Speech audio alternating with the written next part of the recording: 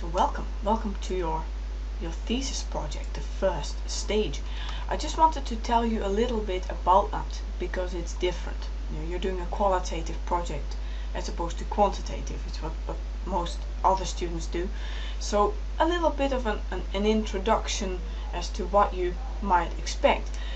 If you hear a lot of noise in this video, we have got builders in the building, and they're taking the floor above me apart, and I'm not sure exactly when they're going to do that. If they do it during the video, I'll just try and keep talking.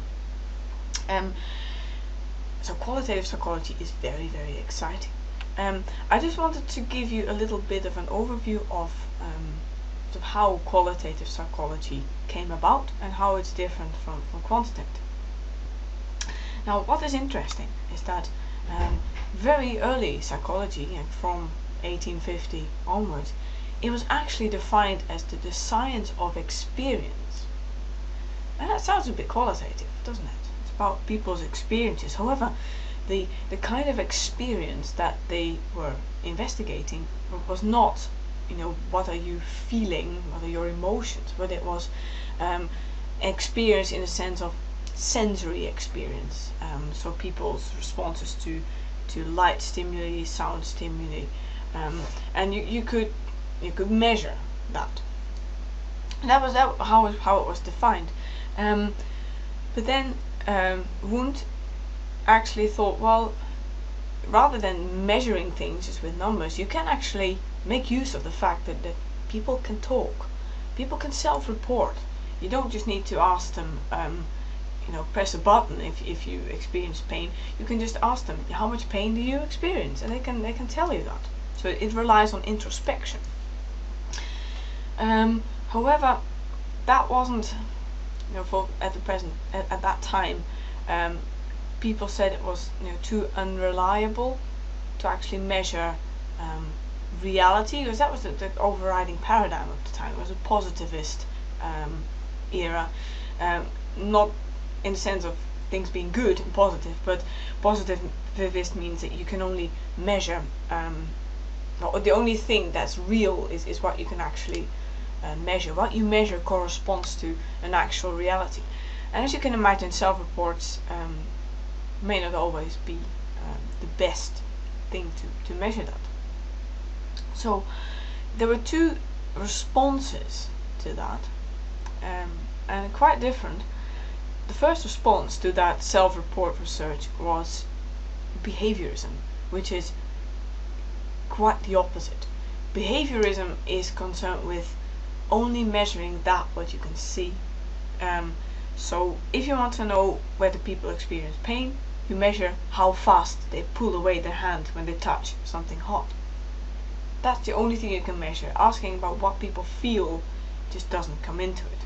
Feelings and people's inner life, it doesn't really exist. It's not reality. Reality is what you see happening in front of you. So that was one response to the self-report research. But then there was another response, and that was qualitative psychology. Qualitative psychology also uses self-report, but there's a crucial difference. Whereas Wundt's self-report research was about using people's own introspection to measure reality, qualitative psychology uses people's self-reports not to measure reality, but to measure contextualized experience. So to a qualitative psychologist, there isn't a reality out there that yet you can measure. Reality is constructed in our language, in the way we interact with the world. And all knowledge that we have about people is always contextualized. It's information, it's knowledge within a particular setting, in a particular time, for a particular group of people. So research is inherently subjective. Now you might ask, why would you do qualitative research? Well, probably you wouldn't ask that question because you signed up to do a qualitative project. But just to think about this for a minute, Obviously, in all types of research, we want to investigate. We want to find out things. Otherwise, you wouldn't be doing research. Now, sometimes the thing that we want to find out is aspects of a theory. We want to know, we've got this theory, we want to know how does that apply to a different group of people, or how does it apply under a different in a different situation, or we may want to find out things about human physiology. How good are people at recognizing an eyewitness? How good is people's memory? So those are quite quantifiable aspects of humans. But there are other questions that you can't just answer by testing a hypothesis. Sometimes we have no theory about something, and sometimes we're just interested in people's experience. Because if you were to you were interested in people's experience, and you already have a hypothesis about what that experience might be, then if you were to look for evidence that it exists, you may actually miss things that you didn't predict but are actually happening. So that's what qualitative research is so good for. It's allowing unexpected things to arise out of your data. It's a very rich process. For example, questions. What do students find important characteristics in a lecturer? Is it different when you're a level 1 student as opposed to being a level 4 student? But what are their experiences? What are their opinions? How do people feel towards migrants? How do they talk about migrants when they're together in a group? Diets. Many people are finding it quite hard sticking to a diet. What makes it so difficult, and what makes it easy for those who find it easy? How do they talk about diets when you put them in a group together? Other questions, what motivates people who are not from Aberdeen, who are international students? Do they have a different kind of motivation for studying compared to people who are from Aberdeen, and why is that? How do they see themselves? And what do people experience when they're out in nature? How do they relate to their natural environment? All these questions, obviously there is quite a lot of information about these topics. People have already done research on this, but whether they've exhausted the full topic, and whether they've got a theory about these things, probably not. My prediction is that you would find out new things if you were to approach these questions with a qualitative methodology. Now, when you start reading about qualitative research, you find lots of terms. You find grounded theory, thematic analysis, interpretative phenomenological analysis, content analysis, conversation analysis, discourse analysis, and the list goes on. There are loads of things. Now, some of these are very similar. Some of them are actually methodologies as opposed to methods. So they're really prescriptive in how you should go about doing things. And other approaches are more flexible. For instance, thematic analysis, that's one of the most flexible methods of doing qualitative research. And that is the one that I'm going to recommend that you do. So the purpose of thematic analysis is to identify patterns of meaning across a data set. And together, this pattern gives you an answer to your research question. And you do this thematic analysis. It's a very rigorous analysis. Not analysis of numbers, but an analysis of words and phrases. You first familiarize yourself with all the data that you've gathered. Then you start coding, labeling the things that jump out at you. And then you organize those codes into themes, things that together explain a certain pattern in your data, and then you look at that and you sort of revise it. You say, do those themes, do they actually, can they be really applied to my data? It's a constant process. It's very iterative. You may find when you've got your themes, then maybe some of the codes that you made earlier on should be changed slightly. So it's not just one process. You will be doing that for several weeks probably. You can get your data either through one-to-one interviews or through focus groups. It's where you have several people together talking about your topic. So what to do next? Over the next few weeks, months, I'd like you to read as much as you can about qualitative research. Try to read more than one textbook. Different people write about it in different ways, and that gives you a better overview. In particular, the sort of the philosophy of science principles underlying qualitative psychology, and also familiarize yourself with all the steps involved in doing a thematic analysis. What should be your theoretical outlook? How should you approach it? And what should you assume about people, about data? There are lots of assumptions that this process comes with. So familiarize yourself with that. Now, any introductory textbook on qualitative methods is going to be helpful, but especially this one by Smith, Qualitative Psychology, it looks like this. I've ordered some copies from the library, so you can order them there. You can also buy it. It's a really good book, and especially if you want to carry on doing a master's, then this might be really valuable for you. If it takes a while to get into the library, you don't want to buy it, then let me know and I can always photocopy some of the sections for you. So what to do next, apart from reading as much about this thing as you can? Once you know a little bit more about qualitative psychology, once you've familiarized yourself, then think about, you go back to your original thesis idea and decide, what is it that I really want to know?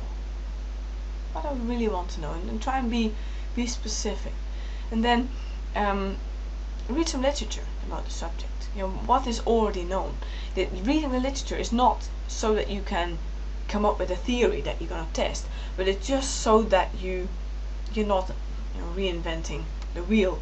So maybe your question has already been answered, so you need to find a new one. It can be related to it. Obviously not everything about your topic will have been answered already. Maybe it's been answered in part, and you can enter a new avenue. Maybe you find it's only been investigated using quantitative methods. Nobody's actually looked at people's own experiences, so that gives you a unique take on things. So after you've done that, you may want to reformulate your question, and bear in mind, you're not formulating a hypothesis. It's a question. How do people experience? What is it like? What do people think of? It's an open, exploratory question. And then you need to think about your participants. Qualitative psychology doesn't rely on a large, generalizable sample. It's purposive sampling, which means you need to find those people who are best suited to answer your question. If you're interested in people who the factors involved in people's difficulties with sticking to a diet, then doing a random selection of people, that's not really going to be helpful, because some of those people may not be actually dieting.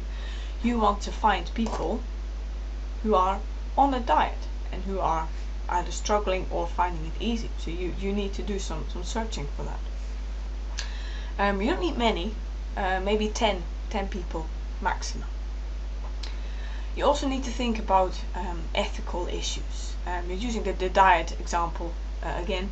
If you use a focus group and you have people in a group of 4, say, talking about why it's so hard to stick to a diet, they may bring up things that are quite sensitive, and it's not just you hearing that and it being recorded, but it's the other people in the group who are hearing it too. And it may, sometimes these things, if people really get into it, they might be a bit upsetting. So you need to think about how are you going to deal with that. After you've thought about all that, obviously in this process we will have a meeting. Once we've had our meeting, then you can start writing your project outline. Write out your particular interview questions, and this is a semi-structured interview, which means it's not rigid. You have some questions that you want to ask, but if you learn those by heart, then you don't even need to look at them. You can just have a conversation with your participants. Sometimes people answer questions before you've even asked them. So the key thing is to let it flow naturally. Also write your consent and debrief. Obviously there won't be any deception, but you do need to explain about what we already know about this topic and how the data are going to be handled.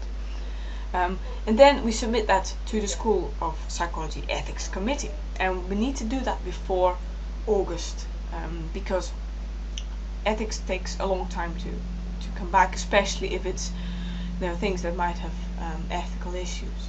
So the sooner we get that submitted, the better it is, because in September it's going to be busy. So September, October is devoted to writing not the full introduction, but writing an outline of what we already know about the topic. So just in note form, and also begin your data collection. So you can either do that, as I said, with one-to-one interviews or focus groups, and we need to record those. I've got, the School of Psychology has got some recording equipment. If you speak to Jim Urquhart, he'll be able to lend you one. It's quite simple, it's just a digital recorder.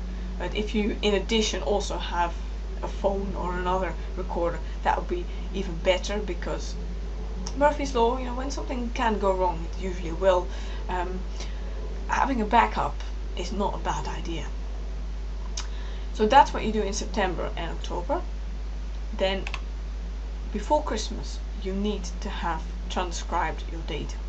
Transcribing means that you type out exactly what your participants said, and you need to also, when I say exactly what they said, also put in italics what they put emphasis on. Or if they said like, I'm like, and I said like, you actually need to put the word like in there as well. I had one participant a few years ago whose every second word was like. So yeah, that was interesting, but it's what you have to do. And then you also need to give each interview a code. That's to make it anonymous. So you have a list of names for each person who did which interview, or which people were in the focus group, and then you give each person a code, and then you put the code on the transcript. So you have which which person goes with which code, but anyone else would not. So it's about confidentiality up to the point of submitting your thesis. After that it's anonymous, because you have to destroy that list of names. And then those transcripts, the typed out version of your interviews, you have to send to your second coder. A second coder? Yes, a second coder. Every one of you will have a second coder. I'll tell you more about that in a minute. What you need to do in the Christmas break, it's not really a break, you have something to do. You have to start the coding process, and coding is essentially labeling, finding a higher order, more abstract label that you can apply to a particular phrase or a passage of text. For instance, and this is one of the extracts from a study I did on how participants, how our level 2 students experience the flipped classroom. And one student said this: my parents never told me you have to go to university, you have to study. I mean, they do really normal jobs. They never went to university. They said you have to do what you want with your life, and I'm really interested in these particular subjects I'm studying. So if you were to code this, there were two that jump out. In the first line, my parents never told me you have to go to university.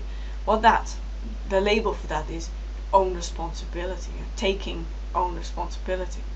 I'm really interested in these particular subjects. That is in the last line. That is actually saying that this particular student has got intrinsic motivation. So it's giving a more a label from psychology almost onto that. So then you would, once you've got all the codes, and you're doing this for all of the transcripts, and you find that some of the codes you can obviously use several times. Every time you see something that's interesting, you have to think about, do I need a new code for this, or is this actually, can I use a code that I've already created? So then you've got your list of codes, and then you have to think about, how do these actually link together? Are there some that together could actually be grouped under a certain theme? For instance, motivation, students' own motivation, or motivation helps you to stick at studying when things get difficult. It's always good to have a theme that is not just one word, but it's actually a little phrase that explains something. And then you also need to do the same process for the transcripts from the other person, the things you've been asked to second code. And then you need to send them to each other. Now, the purpose of a second coder is not to make it more reliable, because qualitative psychology is subjective. That's the whole purpose. Your version of reality is your version of reality. My version is mine, and they're equally good. There is no objective reality out there. So the purpose is not to get together and agree on a set of themes. What it is intended to do is to help you see how your perspective has actually influenced the interpretation of the data. When you see somebody else who has coded your data in a completely different way, then you have to say, what happened? Why did you see it that way? And maybe you find your own background, your own experiences have made you see the data through a particular lens. So in your thesis, you actually have to talk about that. Right at the beginning of the results section, you need to write about your perspective. How did your perspective influence the way you coded and themed the data? Just to give you an example, this is from the textbook I mentioned earlier on. Some years ago, a young man in my undergraduate seminar conducted research on adaptation to disability. He had become paraplegic himself when he was hit by a car while cycling. His 10 in-depth interviews were filled with stories of courage, innovation and hope. His analysis of them was a narrative of grief, anger and loss. When I noted that his analysis did not reflect his collected material, he realized how his feelings colored his perceptions of other people's disabilities. So, even though in the interviews things came up to do with courage, things to do with hope, because the interviewer had his own perspective, he didn't actually see that. He just applied his own interpretative frame to that.